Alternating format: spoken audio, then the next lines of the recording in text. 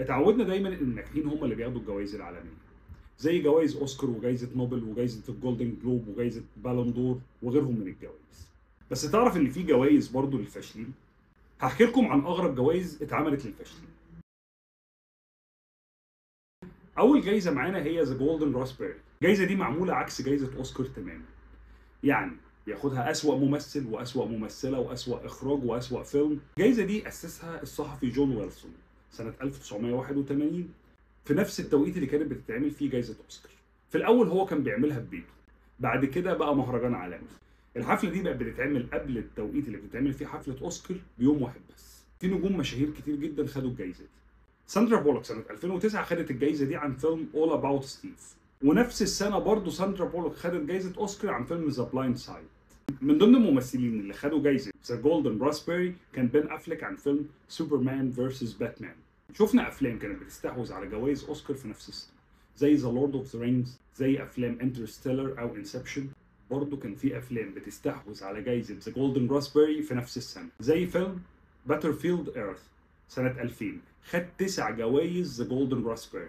الفيلم ده تقييمه على الاي ام دي بي 2.5، يعني واحد من اسوأ الافلام اللي ممكن تشوفها في حياتك.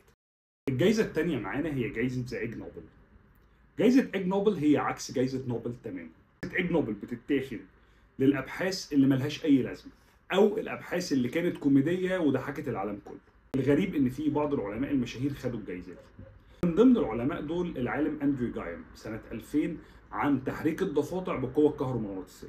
اندرو جايم سنه 2010 هياخد جايزه نوبل عن اكتشاف الجرافين. طبعا في اصحاب ابحاث غريبه خدوا الجايزه دي، زي مثلا تاثير صوت الاسانسير على الجهاز المناعي لجسم الانسان. في عالم تاني خد جايزه ايج نوبل برضه، الراجل ده استخدم عنكبوت ميت عشان يعملوا ايد لروبوت يستخدمها زي كماشة. برضه ده خد جايزه ايج نوبل. من ضمن الحاجات الاغرب برضه في ناس قدموا بحث مفيد جدا للبشريه. عملوا تحليل لجثث واكتشفوا ان مناخير الانسان الجنب اليمين فيها 120 شعرايه والجنب الشمال فيها 112 شعرايه. طبعا ده بحث مفيد جدا للبشريه ويستحق ان هو ياخد الجايزه دي. تالت جايزه معانا اسمها فوت الماوس. الجايزه بيدوها للشخصيات المهمه اللي قالت تصريحات غبيه. الاغلب بياخدها سياسيين، وخدها رؤساء امريكيين كتير جدا زي دونالد ترامب وجورج دبليو بوش. اكتر واحد خد الجايزه دي هو السياسي الويلزي رودري مورجان.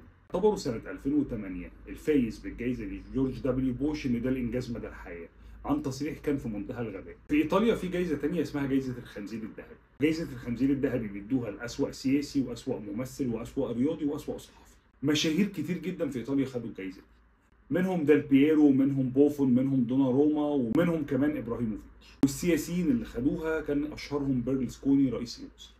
وفي جوائز اسوأ من كده بكتير، لو حابين تعرفوا عنها اكتبوا لنا في الكومنتات، واستنونا الفيديو الجاي عشان نكمل قصتنا. سلام.